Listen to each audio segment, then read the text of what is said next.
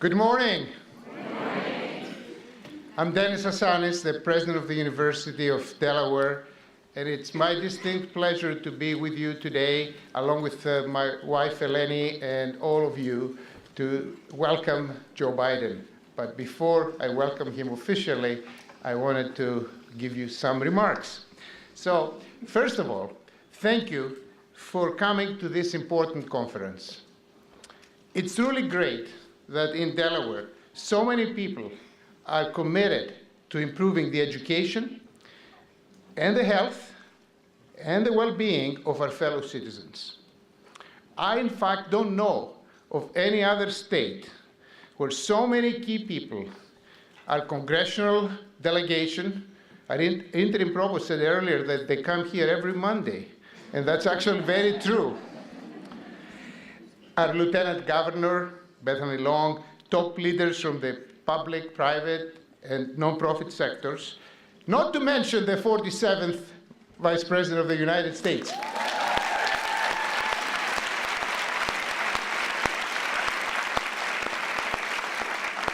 Come together to address one of the most critical challenges facing our state today.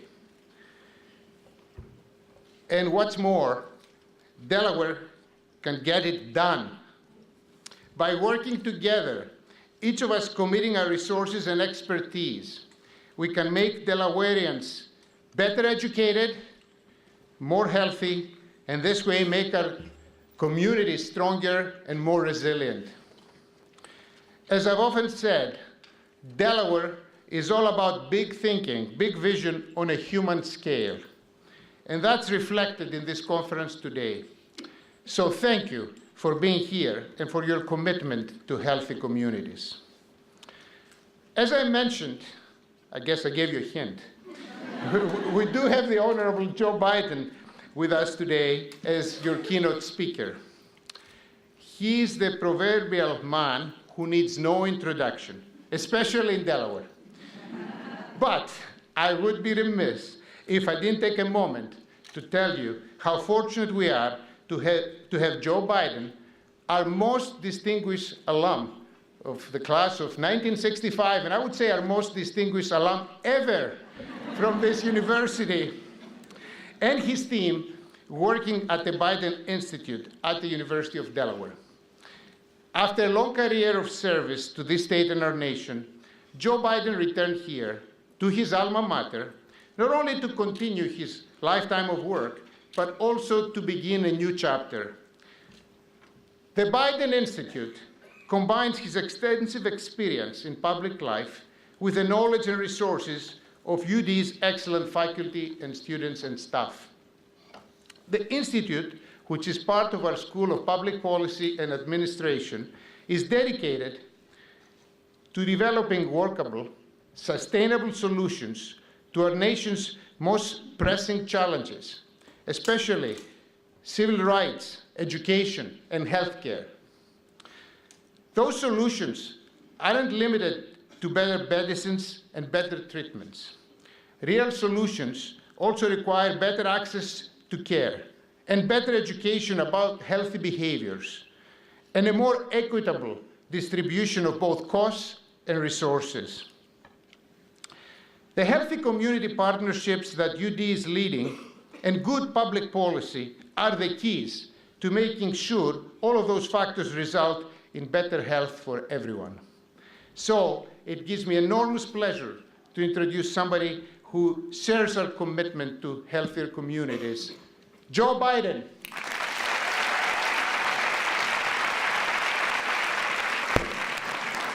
Thank you very much.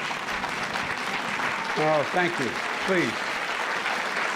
Please. Thank you. Thank you. As Fred Sears will remember, Adlai Stevenson had an expression. Neither one of us are old enough to really know Adlai Stevenson, but he said, "Flattery is fine as long as you don't inhale." I am not inhaling, but it's good to be home. It's good to be home. It's good to be back on campus. You know, Dr. Assanis, Mr. President, thank you for the incredible honor to make room for me back home. here at the university. The university and the faculty have gone out of their way to help accommodate what I was hoping to be able to do, which was to come back and work through the incredible staff and faculty here at the university and sort of multiply the effort here to work on the same problems I worked on my whole career on the domestic side of the agenda. You know, my dad, our dad, my sister Valerie, who went here and graduated with honors, I went here. It's true. Besides that, she was homecoming queen. I don't know what the hell happened to me. But all kidding aside, our dad had an expression. He'd say, it's a lucky person gets up in the morning, puts both feet on the floor, knows what they're about to do, and thinks it really still matters. And I mean that, Gov. That was my dad's expression, for real. And think of how many successful people you know who after 5, 10, 20, 25 years of doing what they've done their whole life, they're still doing extremely well, but no longer thinks it matters. No longer thinks it matters. Well, I've been really blessed. I've been one of those folks who found what I like doing and realized how much it matters, and it still matters deeply. And what an incredible resource the university is, this university, particularly to this state, the consequence it holds, potential it holds to do so much more than it's already done, and it's done so much. So it's an honor to be here with many friends, from Bethany to Rita to Kathy, Dan Rich. I'm not going to go down the list of everybody here because I've already spoken longer than I was supposed to. And the leadership at the Biden Institute with Kathy McLaughlin and Mike Donald and my sister. Look, folks, it's a privilege to speak at the launch of this Partnership for Healthy Communities. I understand that my two colleagues, three colleagues in the Congress were here this morning and I'm told they did a great job, which doesn't surprise me a little bit, because they feel it. I always say that I've served with an awful lot of distinguished women and men in my career. I've met literally every major world leader that's held power in the last 44 years. And the people I trust the most are the people who arrive at their conclusions from their gut to their heart to their head. There's a lot of really bright people who arrive at the right conclusion intellectually, but they're the ones who usually don't stand fast when the pressure is really on. It's the people who feel it in their gut. And what you heard this morning, and I don't know exactly what they spoke to, but with both all three of my colleagues, it starts in their gut. They really care about it. They really care. And so I think this is a big opportunity for the university and the state to tackle a really important issue.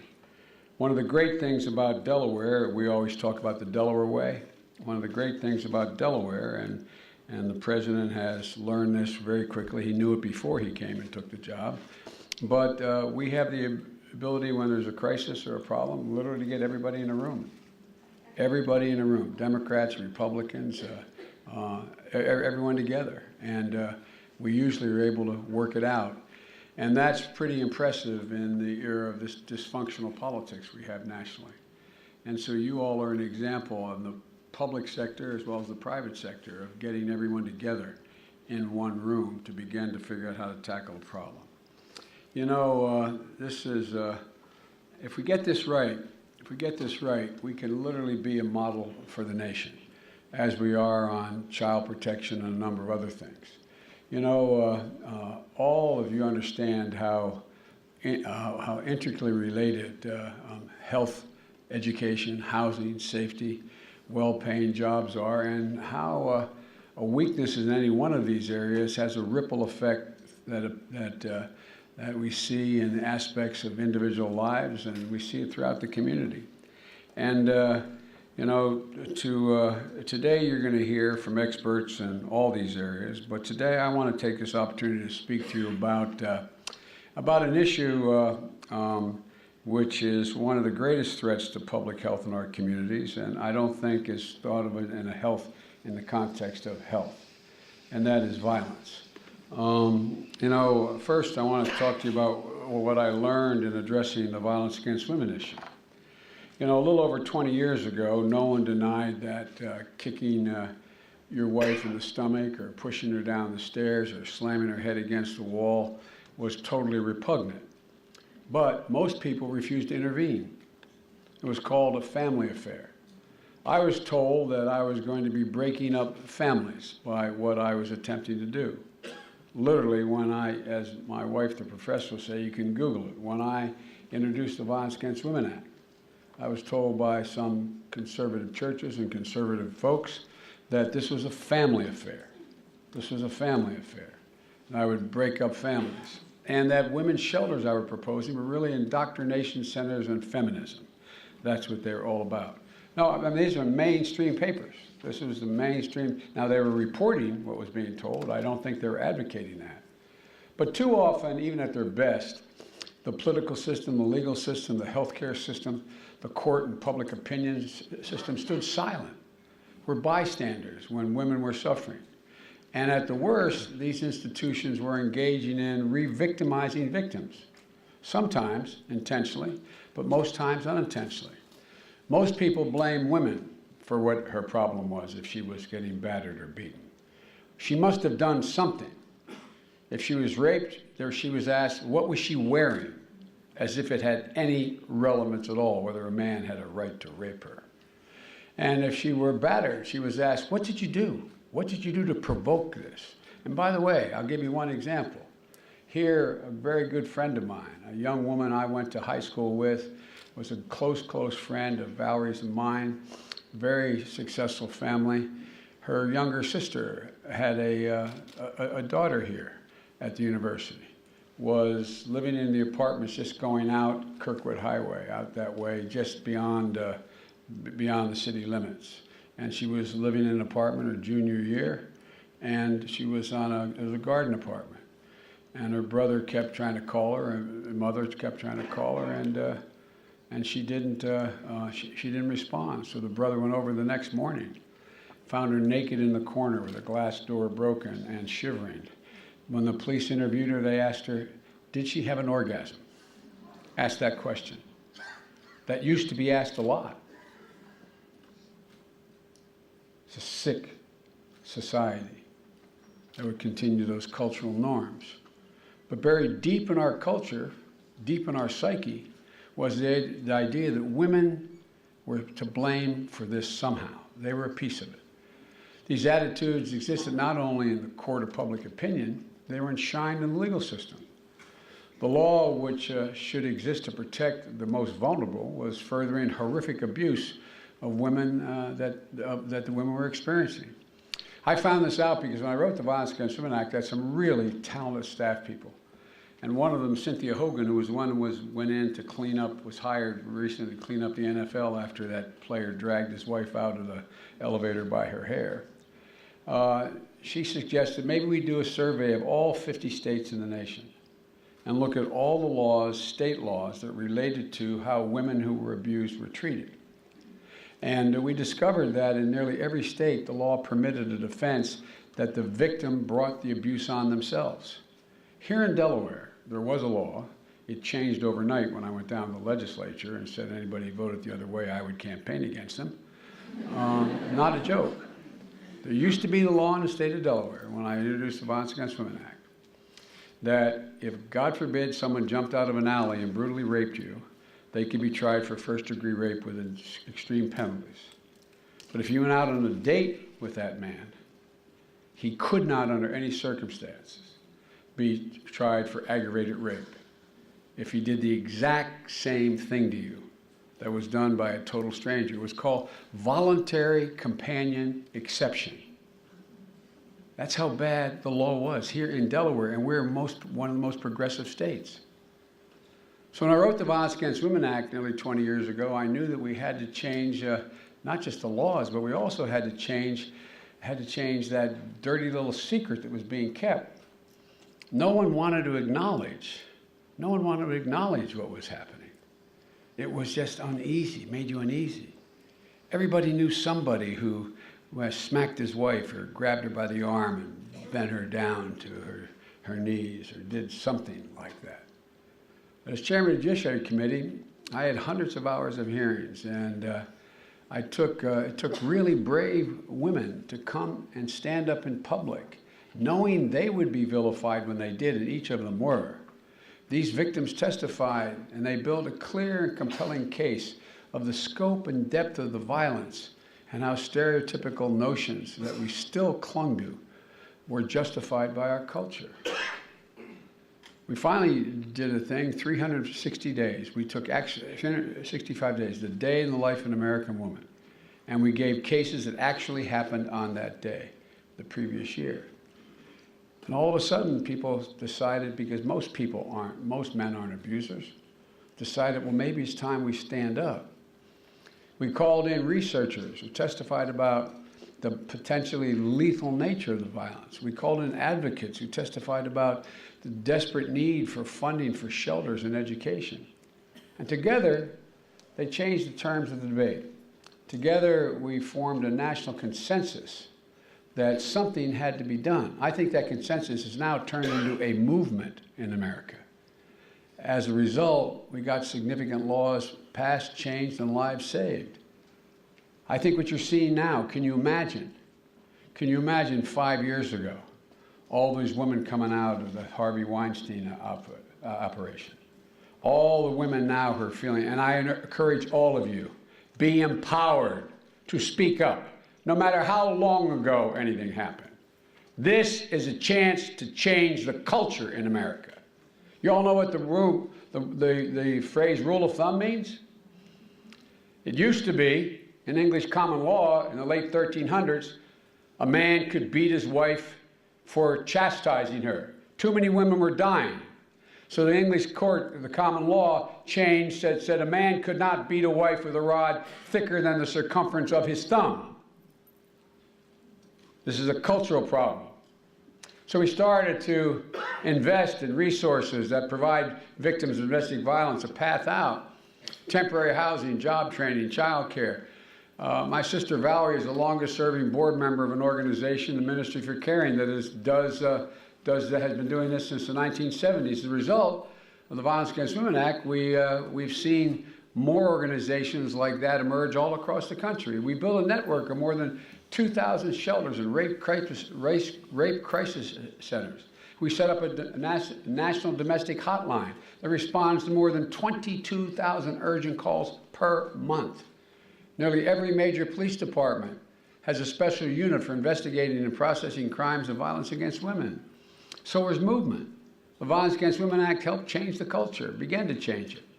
It was a significant part of what it was designed to do. And as a result, domestic violence rates have dropped 63% between 93 and 2012. Lives have been saved. We prevented so much more than physical injury because we know that sexual assault does not end with the attack. I got in trouble when I introduced this law the first year it passed because I predicted that. I said, and I didn't have proof of it, but it just seemed common sense because I spent so much time working with the military and post-traumatic stress. If every time a man comes home and dinner's late and he smacks his wife's head against the wall, what's different than that than being in a FOB, a forward operating base in the Central Highlands, waiting for fire to come that night? What's the difference? Well, I got pilloried for saying that, and in truth, I didn't have the data to prove it at the time. But we have compelling research now demonstrating domestic violence is a public health issue.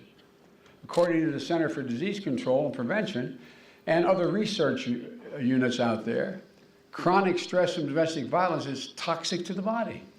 Survivors have higher rates of disease like asthma, diabetes, gastrointestinal disorders. And new research shows that between 30 to 60% of domestic violence survivors suffer from traumatic brain injury. And nearly 30% of sexual advisors experience post-traumatic stress disorder. Many more than suffer from anxiety and depression, some turning to alcohol, drugs for relief. Without adequate support, these young survivors are at risk of dropping out of school, reducing their potential earning, likely to be raped again. Some of you may have seen the video that went viral that Lady Gaga put out. Well, she came to me and she wants me to be involved with her, and I asked her to come. She's going to come to the University of Delaware campus to talk about It's on Us, the program I started, the president I started. But, you know, now we're finding out that how many women suffer from post-traumatic stress, and it affects the health of the society, health of their families. It's real. All that shows that if we're interested in improving public health and creating healthy communities, we have to prevent violence against women. And though we made great progress, there's so much more to do. It's a breakdown by some of the studies that we need data showed that in the past, data showed that we've made virtually no progress in violence against college-age women. You're still in, there's no difference in the day I wrote the act. That's why we started the It's on Us campaign. We had a virtual town meeting. I'm told over 30,000 people between the ages of 15 and 24 on the telephone. I asked a question, and I gave a website to go to. What if we could do anything in your community would make it safer for you? I was embarrassed when I got the answer that I should have known. Close to 40% spontaneously answered, get men involved. Pretty straightforward, wouldn't you say?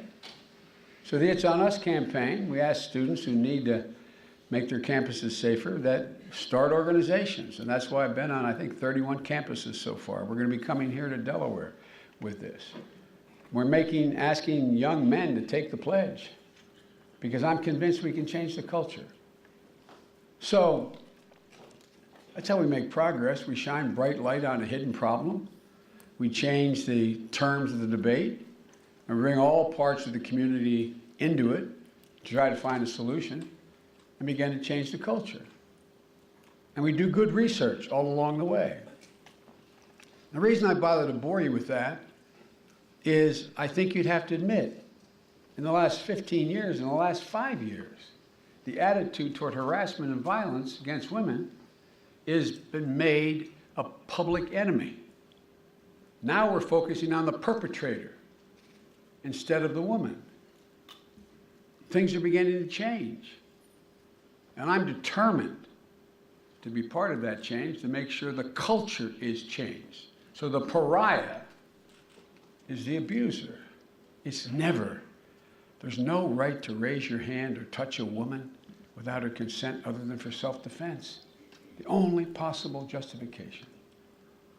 Another area where I think we need to start to make, we started to make some progress, is addressing child abuse.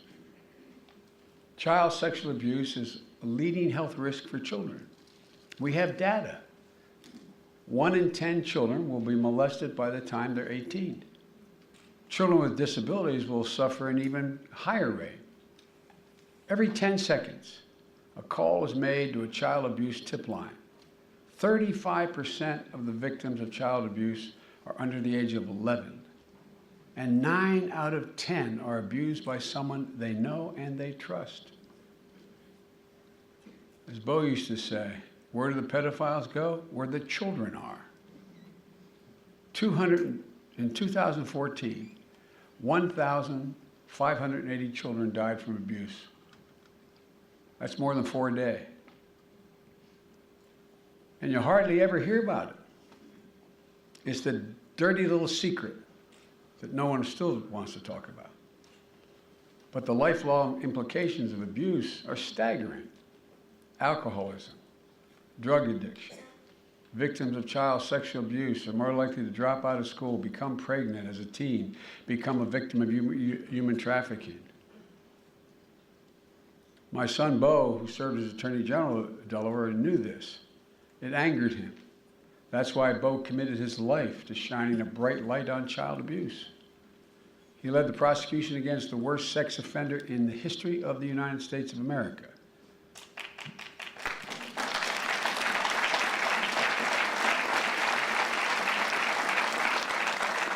Bo indicted this pedophile pediatrician from Lewis, Delaware, on 471 charges of child molestation and rape, 14 consecutive life sentences.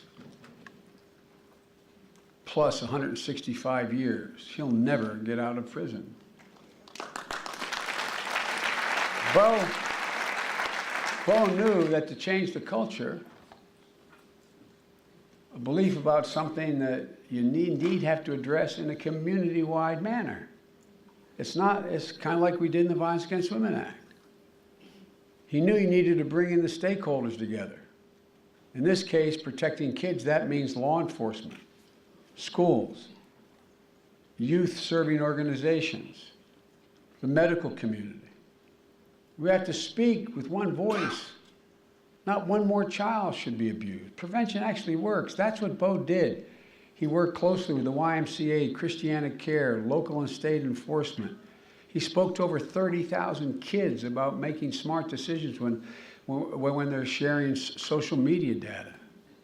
And the Bo Biden Foundation for the Protection of Children continues his work. The foundation delivers a program called Stewards of Children. It's a premier child sexual abuse prevention program in the country. It's the premier. It trains adults to recognize signs and symptoms of child sexual abuse.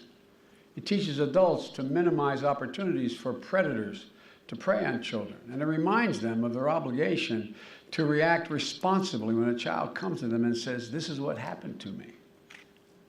To date, 27,000 Delawareans have been trained in stewards of children, from public school employees and summer camp counselors to doctors and nurses. From our lawmakers in Dover, the staff of our congressional delegation, to cops and first responders. They're actively signing up. Delaware leads the nation in the percentage of population trained to recognize, prevent, and treat responsibly the child who is sexually abused. That's how we're stopping child abuse. Shine a bright light, change the culture, bring together diverse stakeholders to take action. Well, both these things brings me to a subject that we don't want to talk much about anymore: gun violence. We all know the horrors of mass shootings. We've just witnessed it again. And the incredible pain and carnage these mass shootings inflict. But if you notice, we've hardly ever talked about the carnage on our streets, or focused enough on the hidden epidemic of daily gun violence in the city of Wilmington and in the state of Delaware. Many of you in the audience know better than anyone, like my daughter who runs the Delaware Center for Justice. You dedicate your days to tracking gun violence right here in Wilmington, that day-to-day violence, that havoc it wreaks on so many lives, and the fear and hopelessness that shadows so many mothers and fathers, does incredible damage to healthy communities. How many families that you know and treat are afraid to let their kid out the door? Not a joke. Those of you who were raised in safe neighborhoods, can you imagine your mother worrying about walking out the door or having you stand at the bus stop? Or just go out in the neighborhood after school? But so many mothers have that worry today in the United States of America, in the city of Wilmington. We need to shine a bright light on suicides. 2 out of 3 deaths result from a firearm, using suicides from a firearm. The people are too afraid to talk about mental health problems. There's too much stigma still attached, and it's considered totally private. So our challenge is to make the case that it's okay to reach out and ask for help. If you have a friend or a loved one who's suffering from serious mental illness, it's okay to ask questions and take actions to make sure they can access the help, but also that they can't access firearms when they're having suicidal thoughts. If you really want to stop gun violence, we need to shine a bright light on where it's happening. Then we need to bring together diverse stakeholders to make the case for action, just like we did in the passage of the Violence Against Women Act, just like Bo has done. Some of this is already happening, but not enough. Educators, we need you to tell us about how children in your classrooms can't learn because they're staying awake at night fearful of gun violence. how the death of one student has a traumatic impact on your whole class and other students. Those of you who work in healthcare, we need you to tell us about the victims you see in your emergency rooms, the bullet wounds, the lifelong trauma that results when your patients are exposed to gun violence. The sportsmen, the gun owners, we need you to tell us about how responsible gun ownership and smart laws reduce gun violence that are compatible with the Second Amendment, not conflicting. And just as we did in the Violence Against Women Act, just like my son Bo was able to figure out with respect to child abuse, we need to do more to build community partnerships to address gun violence in our cities. A Yale University sociologist recently published a paper in which he argues that gun violence spreads like an infectious disease. He found that victims of gun violence in a city are in small, overlapping social networks. His conclusion was that addressing gun violence isn't just a problem for the police, it's a problem for the community and requires a coordinated response. The good news is that there are some promising partnerships forming that take on that coordinated approach. I was just talking to my friend, astronaut Mark Kelly, about this. We've worked together on guns. He and his wife, Congresswoman Gabby Giffords, stand for an organization and started one to push for sensible gun reform. But right now, one of the things they're most interested in is the promise of community-based efforts to reduce urban gun violence without increasing mass incarcerations. They recognize, and my daughter Ashley does, who runs a nonprofit here in the state, that they often emphasize that poverty, lack of opportunity, is a huge driver in violence. One of the primary focuses, as it was with Bo, is reducing truancy rates, which has dramatic impact on young kids being involved in gun violence. There are gun violence prevention partnerships working right now in cities like Boston and San Francisco, and they've just begun in neighborhoods throughout Chicago. I know there have been a number of previous ongoing efforts right here in the city of Wilmington. Folks are figuring out what works, such as bringing together trusted community leaders, social service providers, police, religious leaders, government officials to identify when a situation might become more dangerous and provide mediation to prevent violence. Reaching out to the victims of gun violence in hospitals, helping them connect to the resources that will make it less likely that they will be repeat victims or retaliate.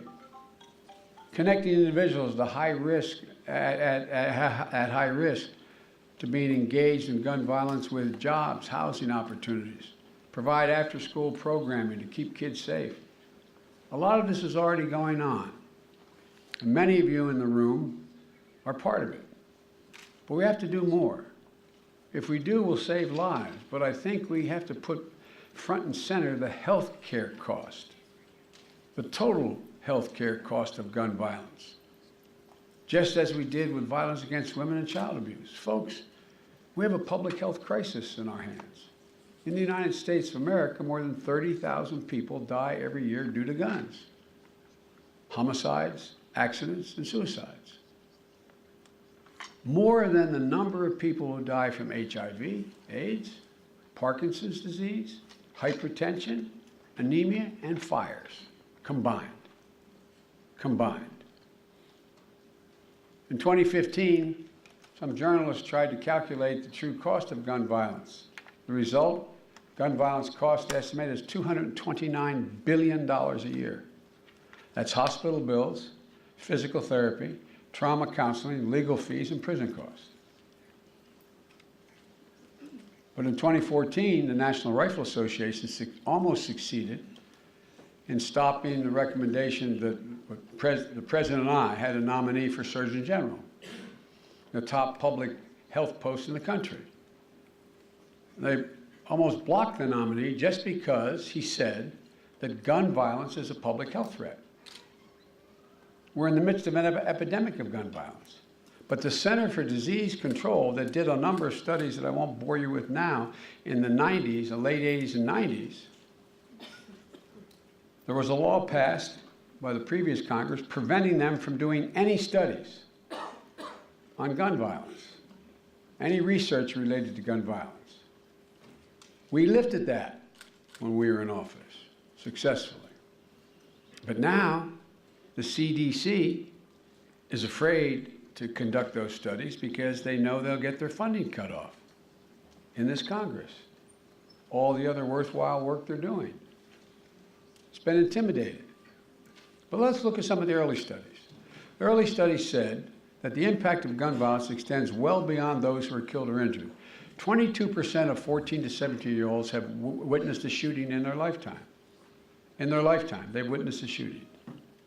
What happens to them? Research showed that exposure to gun violence impacts children's mental health, the development, and doubles the likelihood that that child or young adult will commit an act of gun violence themselves. There's something here.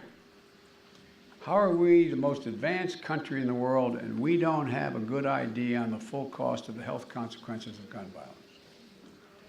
So we need to put pressure on the CDC, but more importantly on the Congress. We need to keep putting pressure on great research universities like the University of Delaware and others to study the cost. For example, when I wrote the Violence Against Women Act, there were no estimates of the cost of violence against women. Now we know the cost of violence against women is about $3 billion a year, or excuse me, $8 billion a year. $5 billion of that is healthcare costs. When Bo studied his effort, there was very little knowledge regarding the cost of child abuse. Now we know there are about $124 billion a year cost as a consequence of child abuse. That's what CDC came up with. Science matters. Facts matter. So I beg you, as you work together, let's vastly expand the data we have about the cost of gun violence. We have to have multiple sources laying out what the healthcare costs are. I promise you that's what helped me pass the Violence Against Women Act. When I was able to point to the ancillary damage done beyond the damage to the woman, the woman initially. It's a little like what I was able to do with post-traumatic stress for soldiers.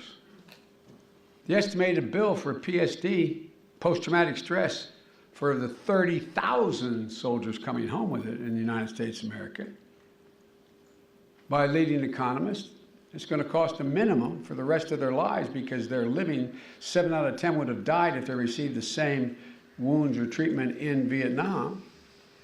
Their life expectancy is 44 years. The estimated cost by Stiglitz and others is over $10 billion more a year just for those 30,000 people. We have an obligation. Well, how the hell is the obligation not the same? If we have the same facts, if we have the facts, if we can prove it, which I'm confident we can, for victims of abuse and gun violence. If we can deal with the consequences of gun violence on the psyche of young children, we'll have a better education system.